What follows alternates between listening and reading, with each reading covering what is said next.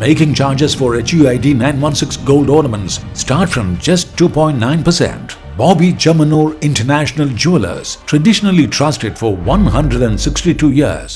പട്ടാമ്പി ലിമൻ കോളേജിലെ college day വിവിധ പരിപാടികളോടെ സംഘടിപ്പിച്ചു.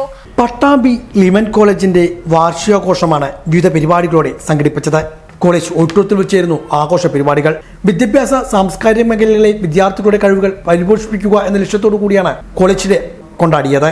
പട്ടാമ്പി നഗരസഭാ ചെയർപേഴ്സൺ ടി പി ഷാജി ആഘോഷ പരിപാടിയുടെ ഔപചാരികമായ ഉദ്ഘാടനം നിർവഹിച്ചു.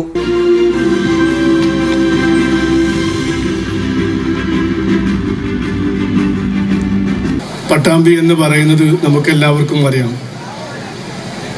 ഒരു സാർവത്രിക വിദ്യാഭ്യാസ രംഗത്ത് ഒട്ടേറെ സംഭാവനകൾ ചെയ്തൊരു പ്രദേശമാണ്. സംസ്കൃതം, ജ്യോതിഷം എന്നിവയിൽ പ്രാവീണ്യം നേടിയൊരു പ്രദേശം കൂടി. കേരളത്തിൻ്റെ ഏറ്റവും പ്രഗത്ഭനായ ഗായകൻ യൂസഫ് അലി കേച്ചേരി, അതുപോലെ തന്നെ സംസ്കൃത പണ്ഡിതൻ പൂമുള്ളി തിരുമേനി തുടങ്ങിയ ആളുകളൊക്കെ അവരുടെ വിദ്യാഭ്യാസ കാലത്ത് ആശ്രയിച്ചിരുന്നൊരു പ്രദേശം കൂടിയാണ് പട്ടാമ്പി. പട്ടാമ്പിക്ക് ഏറ്റവും അഭിമാനകരമായ സ്ഥാപനമാണ് ശ്രീ നീലകണ്ഠ ഗവൺമെന്റ് സംസ്കൃത കോളേജ്.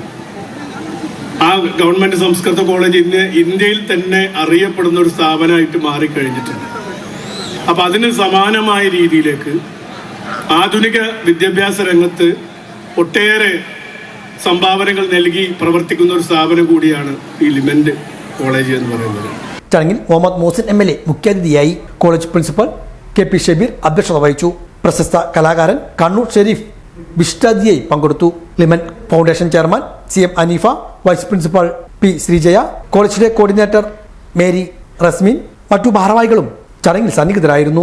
തുടർന്ന് വിവിധ കലാപരിപാടികളും അരങ്ങേറി.